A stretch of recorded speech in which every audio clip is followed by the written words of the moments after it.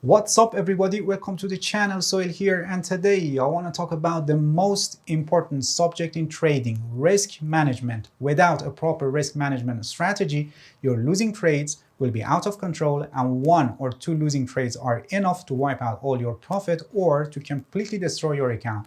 So if you want to stay in the game and become a successful trader, you need to have a risk management strategy. I highly recommend you to watch this video until the end because it's really important to learn how to correctly protect your account. Without wasting any more time, let's get started.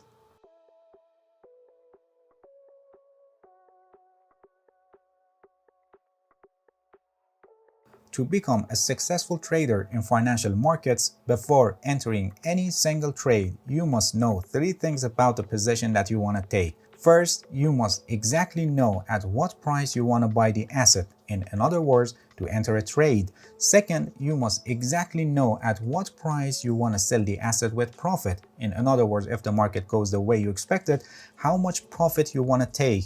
And third, you must exactly know at what price you want to sell the asset with loss, which means if the market goes the way you didn't expect, how much loss you're ready to accept. Amateur traders don't think about these important elements before entering a trade, and they just like gamblers enter a trade, and when their trade is in loss, they just wait and pray in the hope that the price is gonna rise, and all they want is to have their money back. And when their trade is in profit, they hold and wait for more profit and finally regret for not selling at the better price that they had. Actually, emotions kill their account, but professional traders don't behave like this. Before entering any single trade, they exactly know at what price they want to enter, at what price they want to take their profit, and at what price they want to close their trade with loss. By planning the trade before entering the trade, they don't allow the emotions to play any role in their trades. Successful traders plan the trade and trade the plan. Two of the main techniques that you can use for managing risk is stop loss and take profit orders. And by calculating these points before entering a trade and placing these orders immediately after entering the trade,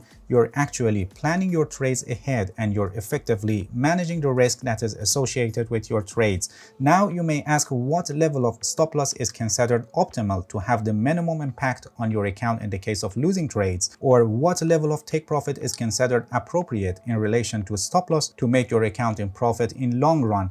We have a risk management method that is called 1% rule, and by using this technique, you only risk 1% of your account, so you keep your losses minimum. And by sticking to this rule, you can be sure that your loss is set to minimum amount in trades that the market goes against you. You're not gonna win every trade, and you will definitely have losing days. And by using the 1% rule, you protect your account from falling significantly. Let me give you an example to make it clear. If you lose half of your account in a single trade, it means that you need 100% gain to just get back to the point that you were. But if you use 1% rule and you lose 10 trades in a row, approximately you lose 10% of your account and you need 11% gain to break even. 10 losing trades in a row in practice never happens unless there is something critically wrong with your trading system and actually decision-making process, or very bad luck. Pay attention that while using 1% rule, losing 10% of your account can happen, but in months, which indicates that you must stop trading and reconsider your trading system and analytical process that you use for decision making to have a better winning rate. So you see that if you don't use 1% rule, you can easily destroy your account. That's actually why most of novice traders lose their account. When we say 1%, it doesn't mean that, for example, if you have $10,000 in your account, you must buy only $100 of the asset.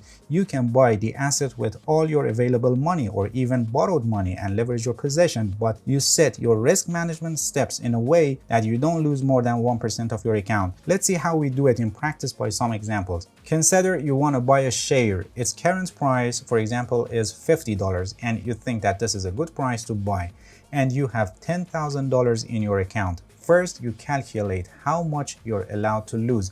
By the 1% rule, you're allowed to lose $10,000 multiplied by 0.01, which equals $100.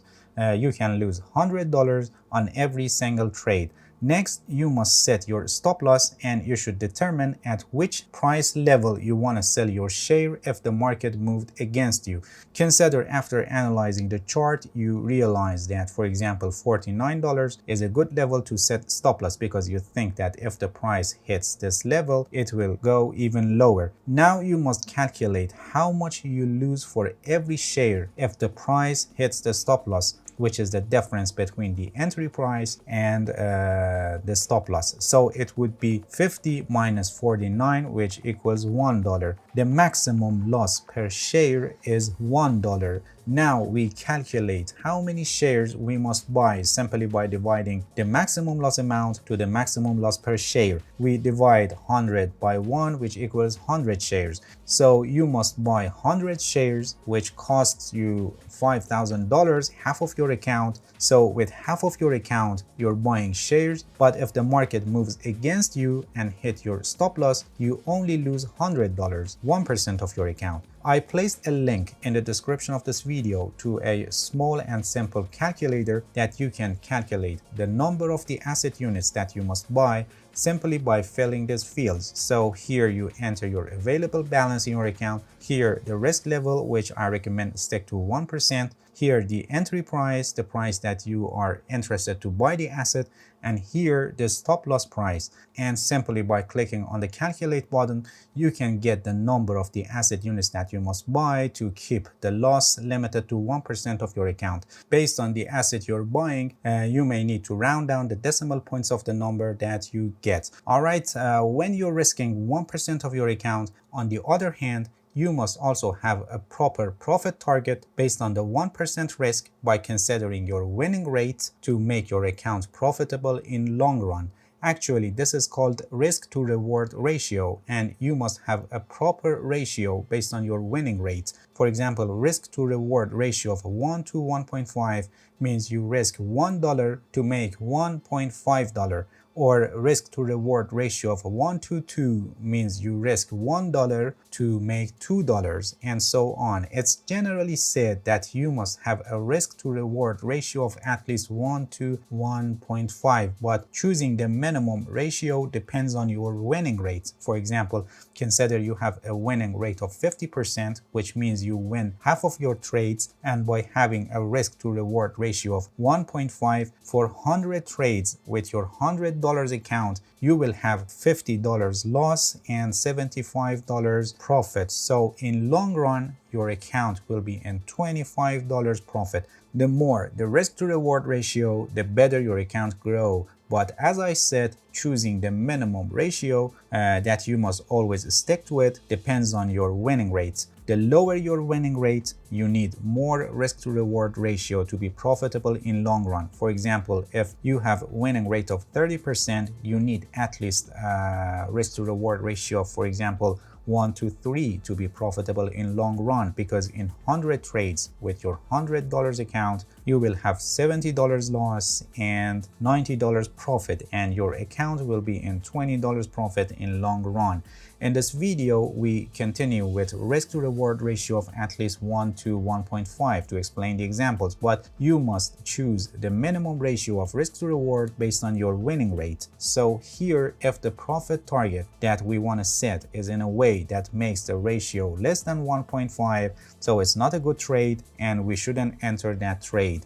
In the example that we just discussed for 1% rule calculation, we are risking 1% of the account, which is $100. So if you have an opportunity to enter a trade which has a potential profit target of $150, so you enter. But if it's lower, for example, if you think that the profit target could be $120, so you don't enter because the ratio becomes lower than 1.5, and based on your winning rate, you will not be in profit in long run with these trades. Consider you analyze the chart and you think that the profit target could be somewhere in $51. Simply calculate the ratio for one share, which is take profit minus entry price divided by entry price minus stop loss, which gives the ratio of 1, and this indicates that this trade doesn't have proper risk to reward ratio for us and we shouldn't enter. But if, for example, you analyze the chart and based on your analysis you think that the price can rise to $52,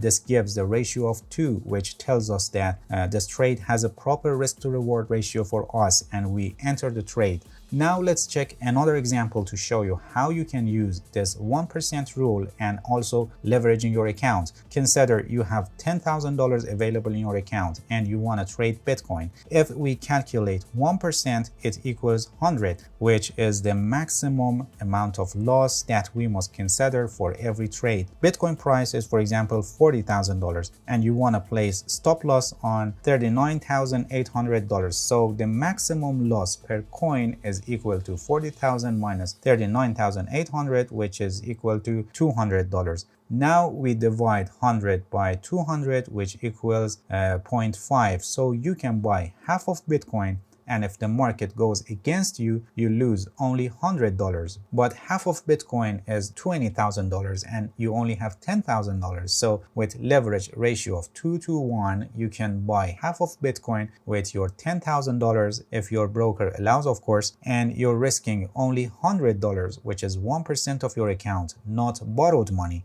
And one point that I must mention here, your entire stop loss order may not get filled at the price you want because of slippage that happens when the market is highly volatile, and this causes bigger loss than expected. So to keep the 1% rule, it makes sense to consider a little smaller number of the units of the asset that you calculate. Usually for accounts that are less than $100,000, 1% risk rule is commonly used, and sometimes when traders become consistently profitable, they may use 1.5% or 2% risk, but sticking to 1% rule is a safer option. And for accounts over $100,000, they may use 0.5% or even 0.1% for very larger account. Usually, as much as the account becomes larger, the less risk they use in the risk management system. Alright, that's it. Thank you for watching this video. If you have any question, feel free to ask and leave a comment for me. I'll answer your questions as soon as possible. If you found any value in this video, please like it. Please subscribe to my channel if you haven't already, and hit the bell so you get the notifications of my new videos. See you guys in next video and good luck with your trading.